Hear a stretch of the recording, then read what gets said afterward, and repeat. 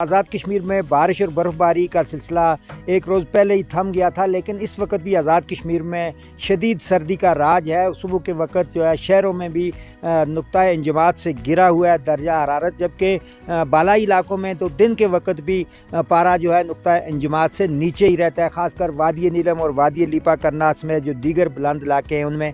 और इन इलाकों में जो है सर्दी के साथ साथ जो ज़्यादा मुश्किलात है शहरियों को वो रास्तों की बंदिश की वजह से है, क्योंकि बालाई वादी नीलम, वादी लीपा समेत जो दीगर पहाड़ी इलाके हैं उनकी अक्सर जो राब्ता सड़कें हैं वो अब भी बहाल नहीं हो सकी और इन इलाकों की आमदोरफ्त जो लोगों की है वो बिल्कुल मुअत्तल है। इन इलाकों का राब्ता जो है ज़मीनी मुनक़ता है दीगर इलाकों से। इंतज़ामिया का कहना है कि सड़कें खोलने का काम जारी है, लेकिन जो मकामी शहरी हैं, सयाह हैं, उनका कहना है कि इंतहाई सुस्त रवि से जो है सड़कों पर खोलने का जो काम है वो किया जा रहा है। एक और मुश्किलात है वो बिजली और फ़ोन का निज़ाम जो है आज़ाद कश्मीर के बालाई इलाकों में अभी तक पूरी तरह बहाल नहीं हुआ, जिसकी वजह से लोगों को मुश्किलात का सामना है। जी, बाला इलाकों में जब भी बर्फबारी होती है और ये सिलसिला थम जाता है तो लोग अपनी छतों की सफाई शुरू कर देते हैं, खासकर वो मकानात जो कच्चे होते हैं। इस वक्त आप देख रही हैं सफल बांडे का इलाका है और ये कच्चे मकानात हैं, तो कच्चे मकानात पर जब बर्फ ढक जाती है तो टपकने का खतरा होता है और गिरने का खतरा होता है, तो लोग सफाई का अमल शुरू कर देते हैं और अपनी छतों की सफाई करते हैं। इस वक्त हम देख रहे हैं कि हर घर के ऊपर लोग लगे हुए हैं, बच्चे भी हैं, बड़ी भी हैं, और वो सफाई कर रहे हैं। और इन लोगों से जब हमारी बात हुई तो उनका ये कहना था कि ये कच्चे मकानात होती है, ये टपक भी जाते हैं और गिरने का भी खदशा होता है, तो जो ही बर्फबारी का सिलसिला थम जाता है तो वो सफाई का अमल शुरू कर देते हैं।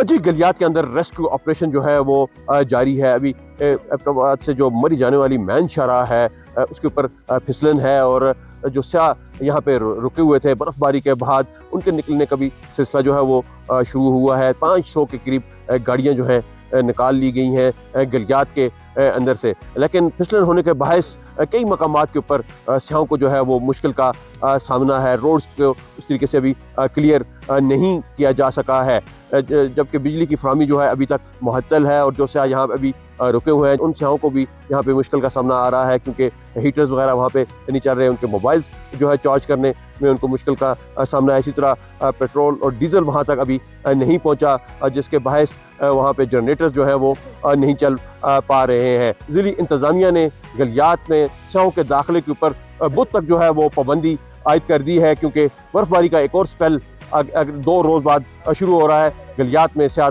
मजीद जो है 4 रोज़ तक जो है दाखिल नहीं हो सकेंगे। जी, वेदर की सिचुएशन हमारी नुमाइंदगान ने मुख्तलिफ जगहों से हमें बताई, इसलिए हम कहते हैं कि जब आप जाएं तो अपनी गाड़ियों को चीज़ों से भर के लेके जाएं। खाने पीने की अशिया होनी चाहिए, ज़रूरत का सामान होना चाहिए, आगे बढ़ते हैं। सिर्फ गाड़ी में सामान लेके जाना है, वैसे वहाँ पे होटल रेस्टोरेंट में वहाँ पे चीज़ें बहुत महंगी, कैश ज़्यादा ले जाए ज़्यादा बेहतर है, क्योंकि ये ना गाड़ी में उस तरीके से सेफ नहीं रहती। बहरहाल नज़ारे बड़े हसीन थे, खूबसूरत मंजर थे वहाँ पर, और जिस तरीके से अपडेट किया हमारे नुमाइंदगान ने, उम्मीद करते हैं कि आपको क्लैरिटी आ गई होगी कि किधर जाना है और क्या। जैसे कि महक बार बार कह रही हैं कि आप अपने पास इंतजाम पूरे जो है वो कर लेकर जाएं। एक और अहम मामला है और उसके ऊपर बात करते हैं। वफाकी हुकूमत ने वादी तीरा को फौज के अहकामात पर खाली करवाने की खबरें मुस्तरद कर दी है। वज़ारत इत्तलात और नशीरात की जानिब से एक बयान जारी किया गया है जिसमें कहा गया है कि इस तरह के दावों का मकसद ज़ाती और सियासी मफादात का हुसूल है। एग्जैक्टली। खैबर पख्तूनख्वा हुकूमत के रिलीफ, बहाली और आबादकारी के महकमे ने 26 दिसंबर 2025 को एक नोटिफिकेशन जारी किया जिसमें बाज़ इलाकों से मुमकिना आर्जी और रज़ाकाराना नकलो हरकत के लिए 4 अरब रुपए मुख्तस किए। केपी गवर्नमेंट या किसी ओहदेदार का नकल मकानी को अफवाद से जोड़ना गलत, मन घड़त और बदनीयती पर मबनी है। वफाकी हुकूमत या मुसल्लह फौज की जानिब से ऐसा कोई ऑर्डर नहीं जारी किया गया। कानून नाफिज करने वाले इदारे मामूल के मुताबिक सिर्फ दहशतगर्द अनासर के खिलाफ इंटेलिजेंस मालूमात की बुनियाद पर कार्रवाइयाँ करते हैं और इस दौरान शहरियों की जिंदगी के मुतासर न होने का मुकम्मल तौर पर जनाब ख्याल रखा जाता है। नोटिफिकेशन हम चला भी रहे हैं। इन कार्रवाइयों के लिए किसी किस्म की आबादी की मुंतकली या हिजरत की जरूरत है और न ही ऐसा कुछ किया जा रहा है। इन फ्यूचर अगर ऐसा कुछ होता भी है तो ऑफिशियली उसकी अनाउंसमेंट भी होगी।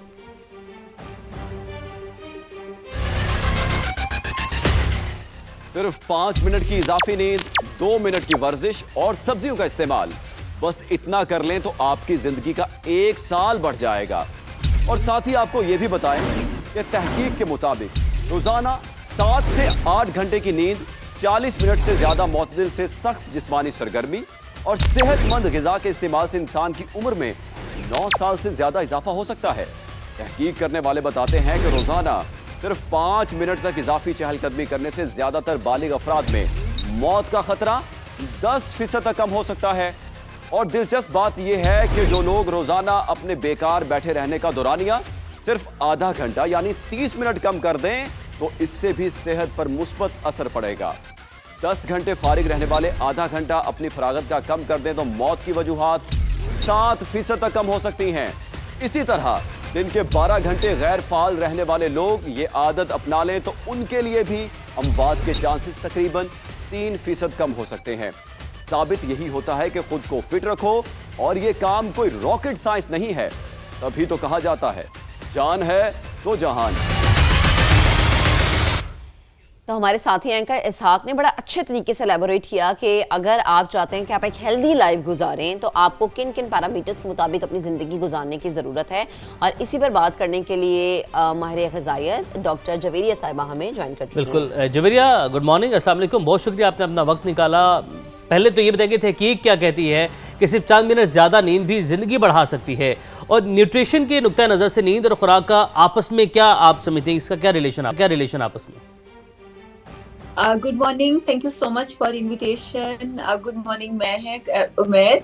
अच्छा, टॉपिक बहुत इंटरेस्टिंग है और बहुत मज़े का है। यहाँ मैं बताना चाहूँगी कि जो ह्यूमन हेल्थ है और जो ह्यूमन साइंस है और इसके साथ ही साथ जो हमारा न्यूट्रिशनल गोल्स हैं, यानी जो हमारी ग़िज़ाइयत और उसके अलावा जो सेहत है वो बेस करती है जब हम मुकम्मल 8 घंटे नींद कंप्लीट करते हैं या उसके अलावा 2.5 से 3 लीटर पानी पीते हैं।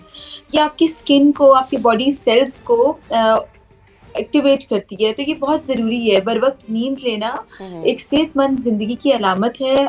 इससे आपको स्ट्रेस भी कम होता है, डिप्रेशन कम होता है। और आजकल जो हमारे जो इतनी ज़्यादा आपको पता है जो डिप्रेशन की जो एग्जैक्टली जवेरिया, मैं आपसे ये पूछने वाली थी कि देखिए हमारी तो आजकल की जो रूटीन है ना, आजकल की अब तो रूटीन ही ऐसी बन चुकी है कि ना तो नींद पूरी होती है, ना ही अच्छी खुराक हम ले पाते हैं। और सबसे बड़ी चीज़ कि डिप्रेशन में हर कोई इंसान है, चाहे वो किसी भी मसले का मामला हो, इंसान डिप्रेशन में है। तो इसमें आप कैसे एक हेल्दी लाइफ गुजार सकते हैं?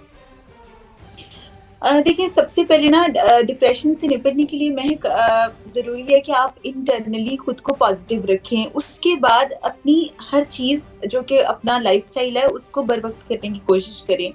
लाइक इसको स्मॉल हेल्दी ईटिंग हैबिट से स्टार्ट करें और उसके बाद स्मॉल हेल्दी हैबिट्स की तरफ लेके जाएं। लाइक आप देखें कि वो माशरे, वो कौमें और वो लोग ज़्यादा तरक्की करते हैं जो अपनी लाइफ में डिसिप्लिन्ड होते हैं। जब चीज़ वक्त पे की जाती है तो कम डिप्रेशन होता है, कम परेशानी होती है।